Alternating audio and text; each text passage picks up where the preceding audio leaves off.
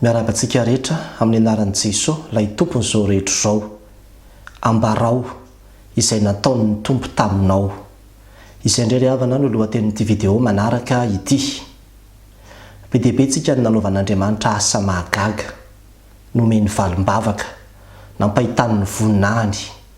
nefa dia menatra, tsy samijoro vavolombelona manambara izany amin'ny manodidina antsika. Nefa dia tadidio ry havana fa misy antony matoa naseho an'Andriamanitra taminao ny voninahiny, ary dia tian'Andriamanitra omena voninahitra ao anatin'ireny toe-javatra izay nilalovantsika ireny koa izy. Koa amin'ity anio ity dia te hampirisika anao ambarao izay nataony ny tompo taminao. Anisan'ny fomba tena tsara handresena lahatra olona hanaraka an'Andriamanitra ny fijoroana ho vavolombelona. Any amin'ny Jaona toko faefatra izao dia misy tantaran'ilay vehivavy izay Samaritana. Azo lazaina ihany izany hoe jentilisa.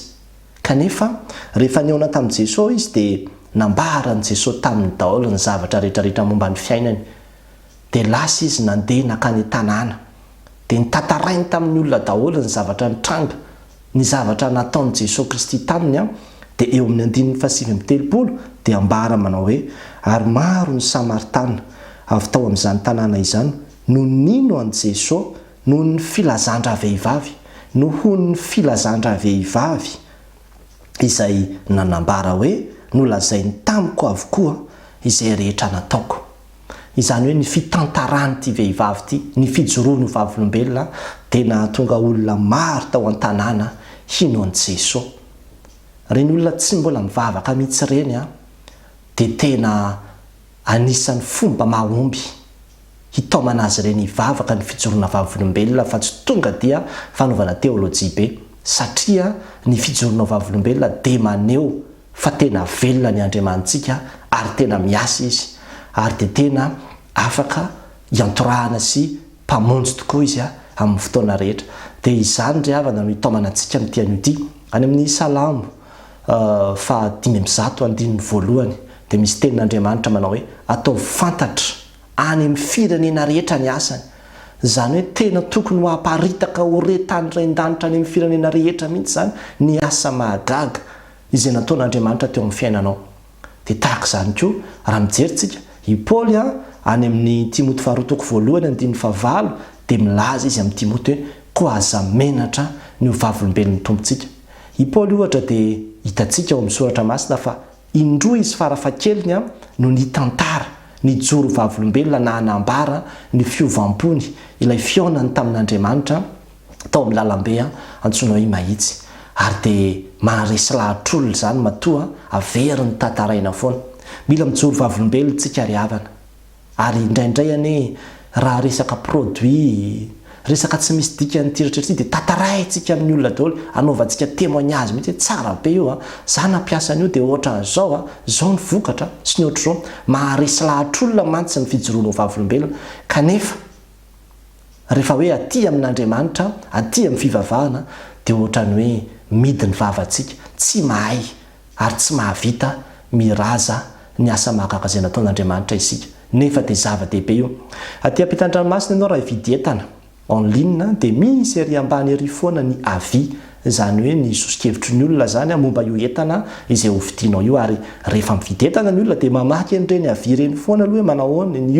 ahoana ny ambaran'ny olona izay efa nividy an'io entana io.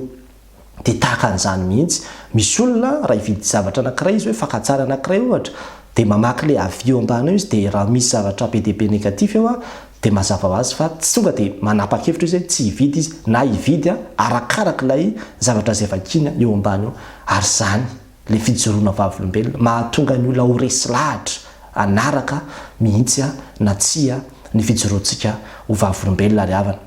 Na izany aza dia misy ihany ny zavatra tokony ianarana amin'ny fijoroana ho vavolombelona io, satria misy ny fiangonana sasany dia tsy resy lahatra ny amin'izany, nefa dia zavatra tena biblika izany. Ahoana ny ilazanao fotsiny hoe aza ambarana, aza lazaina, aza tantaraina ny zavatra nataon'Andriamanitra taminao, fa hoe tsy mety ilay mijoro vavolombelona. Tokony ampianarina fotsiny ny olona, satria indraindray tokoa aloha tena marina mihitsy hoe lasa mivoana be ilay izy, lasa misy fanindraindrana olona, fanindraindrana vondrona, lasa misy resaka filana ranofo be deaibe voatanisa ao anatin'la izy dia lasa tsy tena andriamanitra no membonahitra ao anatin'la izy kanefa tsy tokony ahasakana izany fa ampianarina fotsiny ny kristianina hijoro vavolombelona dia hometsika soehatra hometsika toerana ao anatin'ny fiangonana any amin'ny fivorim-piangonana sy ny fivorin-tsampana samihafa ihany ny fijoroana vavolombelona amin'ny fotoana rehetra mihitsy ka na dia zavatra kely aza dia tokony holazaina ambara ahafahana maneho izany fahaveloman'andriamanitra izany tsy fantatra ao tsy hampozonao mihitsy ny fiatraika ny fijoroana vavolombelona zay ataonao any am-pon'ny olona samihafa any reto ara misy zavatra teboka vitsivitsy izay tiako isariana ny saintsika hoe rehefa mijoro vavolombelona dia voalohany indrindra aloha tena mivavah mangatah mihitsy fitariana avy amin'ny fanahin'andriamanitra hoe fanay masonao tario ampiteneno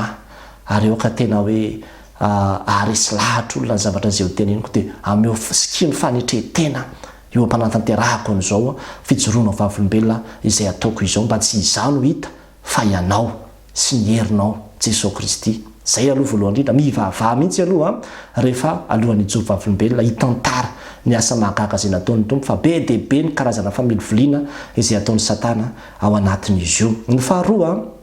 dia izao hoe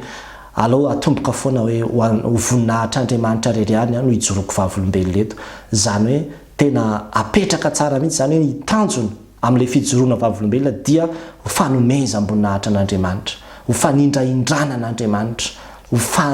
ohatrany hoe fanaovana promotion an'andriamanitra zany no tanjonao ao anatin'ilay fijoroana vavolombelona mazava ho azy fa tsy manindraindra ny tenantsika isika ndray manko misy olona anatin'ny fijoroana vavolombelona dia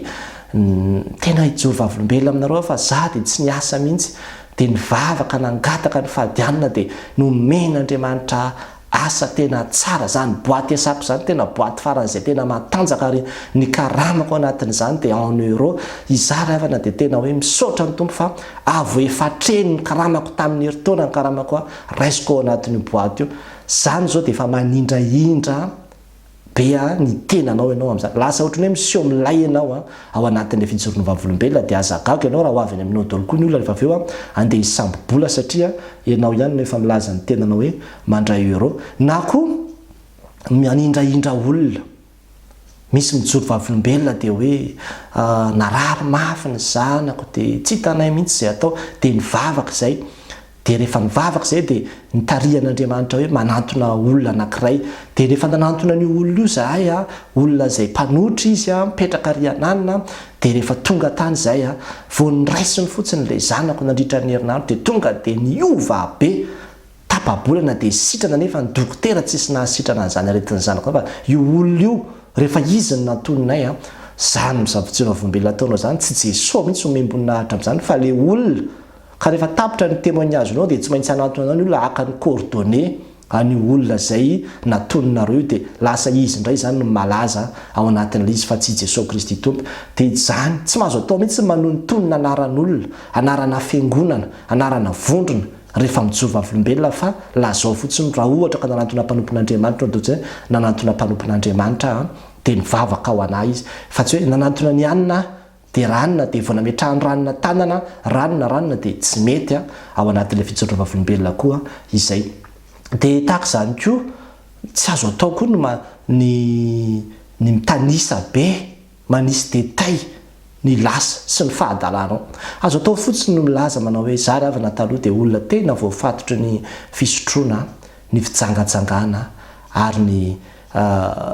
faharatsiana samihafa zay dia fa ampy zay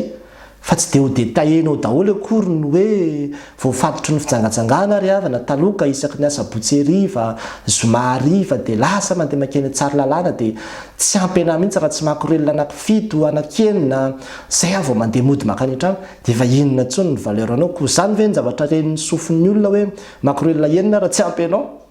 dia efa tsy mety mihitsy zany tsy tokony anisy détail ohatran'izany fa vao maika ilay izy mety hiteraka polémika be fa ny atao fotsiny dia milaza tsotra zany fa tsy fitanisana ny fahadalana sy ny faharatsiana akory na ny asany devoly akory ny fijoroana vavolombelona fa fanomezana amboninahitra an'Andriamanitra dia filazana tsotra fotsiny hoe izao ny zava-nisy ny ainako taloha fa tena hiderako an'Andriamanitra afinao afahany no vonjeny any sotrany mety misy ihany ny zavatra azonao detahena tahaka ny aretina fa misy ny zavatra sasany izay saropady tsy tokony ho tenenina dia tsy azo atao mihitsy zany ny manontonona n'ireny zavatra ireny dia tsy manitatra resaka fa mitantara tsotra fotsiny ilay zavatra izay nisy eo sy nitranga dia omena voninahitra ao anatin'izany Andriamanitra dia le parti eo amin'ilay fiovana le asan'Andriamanitra ao anatin'iny tantara iny mihitsy ny tena mila asongadina hoe aiza ho aiza ao anatin'iny tantara iny no nahitanao an'ilay tana maherin'Andriamanitra izay niasa sy nitsotra nanome fahagagana sy nanome valim-bavaka ho anao tao anatin'izany. Dia rehefa mijova olombelona tsika dia aza dia tena variana amin'resaka ranofo be loatra hoe ny asa dia izao, narary dia izao, tsy nanam-bola dia lasa nanan-karena, izao dia izao fa le tena ara-panako ren'le famatorana, fangejana, nomen'Andriamanitra fahafahantsika, nomen'Andriamanitra famonjely ianao nafahany tamin'ny fahazaran-dratsy reny ny tena hijorona vavolombelona fa raha ohatra ka resaka raha materialy be fotsiny le fijorona vavolombelona dia lasa mitaona ny olona ho lasa materialista tsika dia hitady an'Andriamanitra sy hikatsaka an'Andriamanitra ny olona satria misy materiel izay veriny fa omen'Andriamanitra azy ao anatin'izany fivavahana zany dia lasa materialista le olona fa le asa mahagaga izay nataon'Andriamanitra tamin'ny fananao mihitsy izay no tena zava-dehibe koa izay tokony hijorotsika vavolombelona dia ataovy mifototra amin'ny tenin'Andriamanitra foana ny fijorona vavolombelona zetinao zany hoe tokony nisy tenin'Andriamanitra ao anatin'ilay izy ao ambaranao ohatra hoe ty zavatra tantarako aminareo ty dia tena maneho fa marina loatra ilay tenina ambaran'i Jesosy Kristy manao hoe ny zanako sy ny asa ny tenina ambaran'Andriamanitra manao hoe ny zanako sy ny asan'ny tanako dia adidiko ihany satria zao ny zavatra nitranga tamin'ny fiainanay na koa hoe ity zavatra tantarako aminareo ty dia tena maneho ry havana fa tena tsara Andriamanitra sady mpanao ny tsara izy ary tsisy zava-mahagaga izay tsy hainy izy ny Jehovahandriamanitra ny nofo rehetra ity tantara izay tantarako aminareo ty ry havana dia tena maneho fa marina le tenin'Andriamanitra manao hoe antsoy aho dia hovaliako ianao ka anehoko zava-mahagaga izay sarom-patariny ianao sy ny toy izany zany hoe bazentsika amin'ny tenin'Andriamanitra zany ilay fijorona vavolombelona izay ataontsika dia any amin'ny farany asivy fotoanana kely foana hoe tia-pamarana anarary havana dia mitaona anao mitarika anao mba anolotra koa ny fiainanao ny adinao sy ny mombanao eo amin'ny Jesosy Kristy fa mpamaly vavaka io Jesosy Kristy io Andriamanitra velona io Andriamanitra miasa io dia tena zava-dehibe zany tena zava-dehibe zany dia mangata hery avy amin'Andriamanitra mba hanomezana anao hery ahafahanao mijoro ho vavolombelon'ny tombontsika eo amin'ny sehatra izay misy anao raha misy olona mbola tsy mivavaka na misy olona tena hoe tsy tia an'Andriamanitra mihitsy dia tsy tonga dia baiboly andeha hosokafanao anatrehany fa mba asivo takita ihany ny fomba firesaka aminy dia tantarao aminy ny asa mahagaga izay nataon'Andriamanitra teo amin'ny fiainanao fa ho hitanao fa anomboka ho intéressé amin'ny fivavahanao izy dia anomboka anontany ianao izy hoe ahoana tsara ny ataoko raha mba te hivavaka ihany koa mahereza ry havana tsy tokony ho sakanana tsy hijoro vavolombelona zany mihitsy ny olona na ao anivon'ny fiangonana na eo anivon'ny sampana fa ampianarina kosa hoe ohatr'izao ny fijorona vavolombelona satria asa mahagaga izay nataon'Andriamanitra tsy maintsy ambary zany satria zany no antony nanehon'ny voninahiny teo amin'ny fiainantsika ho an'Andriamanitra rerano ny voninahitra amen.